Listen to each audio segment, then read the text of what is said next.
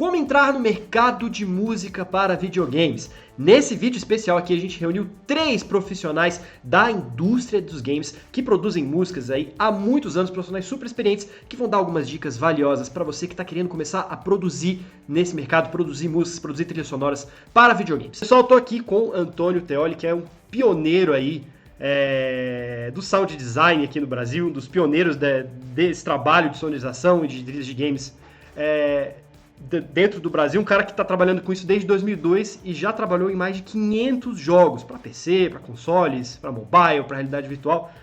E antes da gente começar aqui, eu queria perguntar para você, Teoli, como é que você começou nessa área? Como que você conseguiu sua primeira oportunidade de entrar nessa indústria?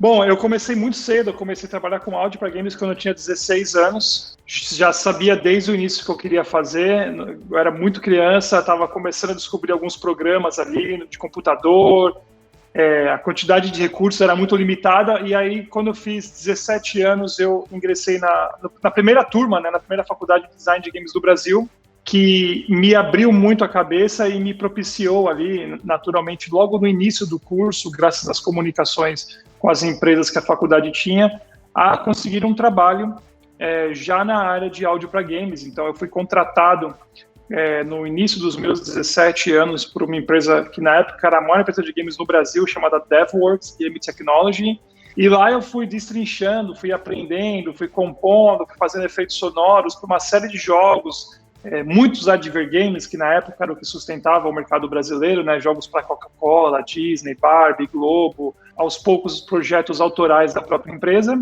e daí fui caminhando para outras empresas, outros jogos, outros desafios. No ano passado, tive a felicidade de compor mais de 40 músicas, né? O único compositor para compor para um jogo que foi co-desenvolvido pela Nintendo. Ah, que legal. Foi um grande desafio aí. É um jogo que chama Good Job, e é uma nova IP. E estamos aí aqui agora em Los Angeles, seguindo nossa carreira para novos futuros e novos projetos aí que serão anunciados em breve. Salve pessoal, estou aqui com o Jeter Garotti Júnior, que é pianista, clarinetista, orquestrador, maestro, tem mais de 25 anos de experiência em criação e direção musical de trilhas sonoras para dança, para teatro, para musicais, para filmes publicitários, TV, rádio. E eu queria primeiro, Jeter, começar aqui a entrevista perguntando como que você começou nessa área, qual foi a sua primeira oportunidade, como que você entrou nesse mercado. Boa tarde a todos, tudo bem? Boa noite, boa tarde, bom dia, seja onde estiverem. É um prazer estar aqui falando com vocês, conversando a respeito desse processo musical, que geralmente é uma coisa muito solitária, mas chega nessa hora, é muito legal a gente poder abrir, contar e participar para os outros o processo de cada um como é. Bom, eu comecei como instrumentista, como clarinetista de orquestra, e gostava muito de fazer tanto música erudita quanto música popular. Na música popular, eu sempre gostei de fazer muito acompanhamento, eu gostava de acompanhar. Eu não era solista, não era jazzista, eu sempre gostei muito de acompanhar. E no acompanhar, você acaba desenvolvendo funções do chamado sideman, o cara que é pau para qualquer obra, o cara que precisa tirar uma harmonia, o cara que precisa fazer uma estrutura, que precisa montar uma estrutura, fazer um arranjo, descobrir o tom de uma cantora e tal. E aí você vai desenvolvendo isso e naturalmente você se torna um arranjador. Você acaba entrando na área do arranjo muito de forma natural, saindo do sideman para o arranjador, né? E aí eu comecei a entrar na área de música para publicidade, na época que música para publicidade não era feita com instrumentos virtuais. Eram todos, na década de 80, eram todos gravados com instrumentos reais. Ou seja, o cliente quer uma trilha com orquestra, colocamos uma orquestra dentro do estúdio, escrevemos para a orquestra, né? E era uma fase muito interessante de você aprender uma música funcional. Você tinha que fazer uma música que funcionasse. E você trabalhando como arranjador e criador com esse pensamento, você tira muitos obstáculos até de perfeccionismo seu com relação à expectativa da música com você. Você acaba fazendo música para uma necessidade premente. E é muito legal isso, porque muitas vezes você não sofre. Porque aquela música era tão bonita e o cliente não aprovou. Não, Não aprovou? Vamos fazer outra. E assim, você sabe aonde buscar. Então é só ir lá buscar, a gente faz outra, né? Então, a partir daí, a gente começou a trabalhar muito com orquestras, e aí começamos a entrar na parte dos samplers da música eletrônica, e aí os custos foram mudando, as realidades foram mudando, e aí começamos a mexer com as DAWs, as Digital Audio Workstations, né? Passamos do papel para Digital Workstation. No caso, eu em 86 fui para o Logic, naquela época era Notator, e não saí mais. Estou até hoje no Logic, sou cliente do Logic até hoje, e é a minha caneta. Hoje eu falo para o pessoal, como é que você usa papel e caneta? Meu papel e caneta é o meu monitor e o Logic. Então, aquela é a minha caneta.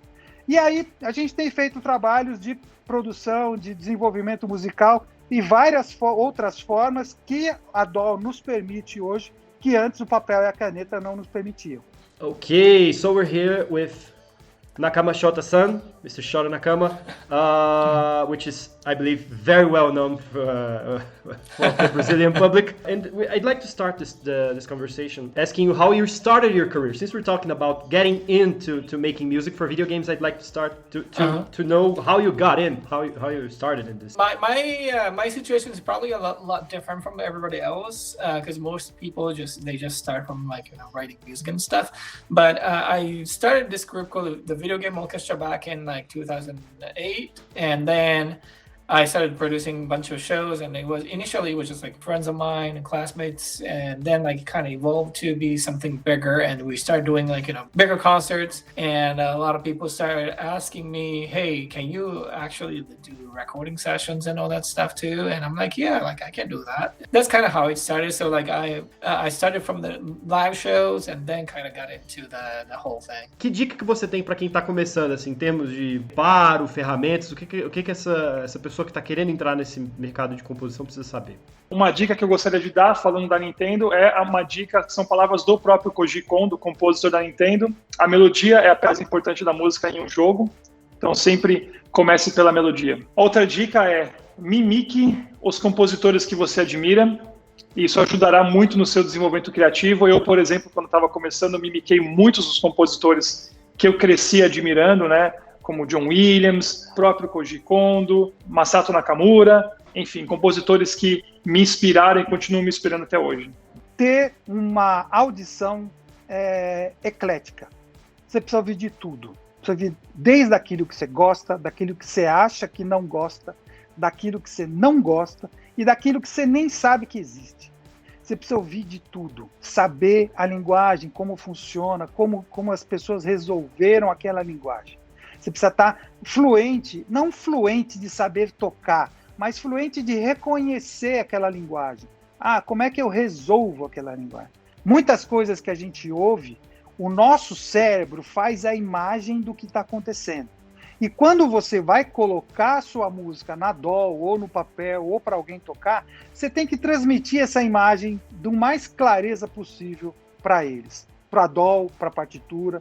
Então, assim, você tendo a música na cabeça, você ouvindo, sendo familiar para você, já é um passo muito grande. Você precisa ter domínio de teoria musical, prática musical, leitura musical, estilo musical. Você precisa saber lidar com elementos da música fazendo música. Não tem como você virar e falar assim, não, eu sou intuitivo, eu de repente sento, olho para o céu e a coisa vem. Se você tiver as ferramentas legais, você pode até olhar para o céu. E você, com as ferramentas legais, a coisa fica mais tranquila para você compor. Se você não tiver, você não sabe o nome das coisas. Você pode até tentar colocar ou ordenar o seu material sonoro, mas sem saber os nomes, as funções, da onde vem, para onde vai.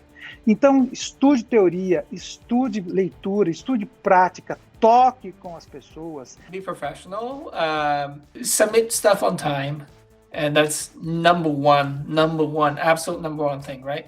They always submit on time or before time. That's a skill set that you have to develop. If you're late, if you're constantly going over the deadline, then you kind of have to look back to the work method or something, and to improve the way you deal with things. Because if you're late, if you miss the deadlines, then you might get fired, you know.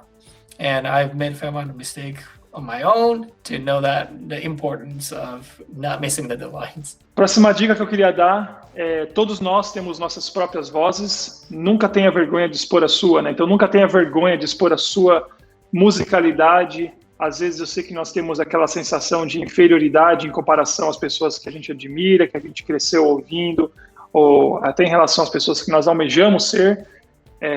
Todos nós estamos num processo de aprendizado, de aprimoramento, então nunca tenha vergonha de mostrar, de expor a sua voz. Mais uma dica que eu vou dar é: esteja sempre preparado, tecnicamente falando, para quando a demanda aparecer. Eu, por exemplo, eu tenho uma coisa que eu chamo de templates musicais, que já são projetos pré-setados para diversos tipos de cidades musicais que vierem aparecer para mim quando o trabalho apertar. Eu gasto muito pouco tempo trabalhando na parte tecnológica e muito tempo trabalhando na parte criativa. Então, tenha suas ferramentas afiadas, seus templates prontos para quando o trabalho aparecer. Nunca diga não. Toque muito. Componha para quem te pedir. Sempre componha para quem te pedir. Mesmo que seja de graça. Você tem o seu preço, mas você fala: tudo bem, eu vou investir no meu aprimoramento. Quanto mais você praticar, mais você vai estar fluente na linguagem. Então, por exemplo, hoje as pessoas falam assim: quanto tempo você demora para fazer uma música de 1 hora? Eu falo assim: 1 hora.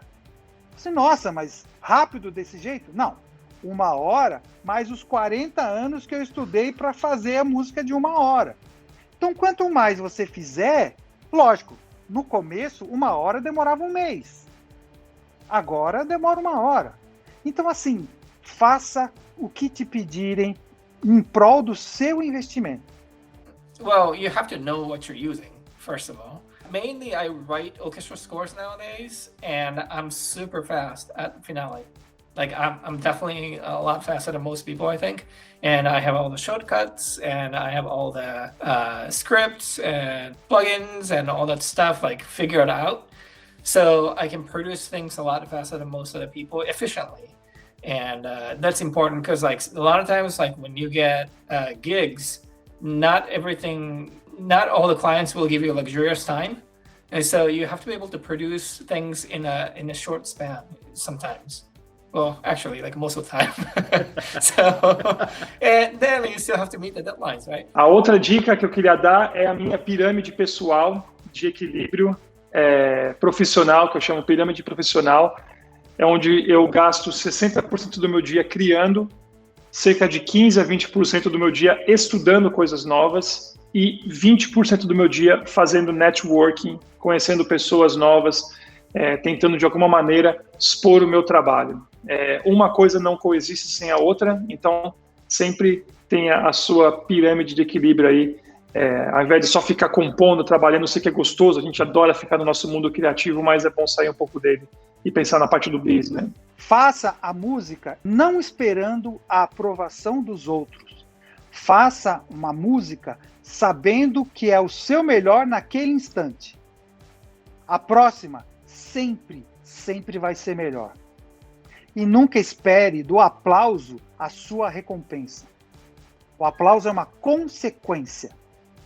Pode ou não ter, mas você sempre terá a música que você fez com o seu ponto de plenitude hoje. Ah, mas podia ser melhor. Vai sempre ser melhor. E o barato é esse.